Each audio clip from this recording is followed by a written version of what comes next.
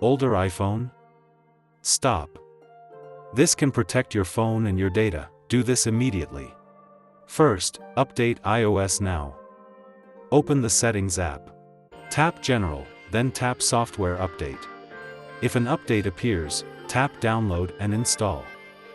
Use Wi-Fi and plug the phone in. Let the update run. Your phone will restart. Don't interrupt the process. Updating fixes bugs and security holes. Next, optimize battery and privacy settings. Open Settings, go to Battery, then Battery Health. Enable optimized battery charging. Turn off background app refresh for apps you don't need running in the background. Limit noisy notifications. Turn off badges and banners for non-essential apps.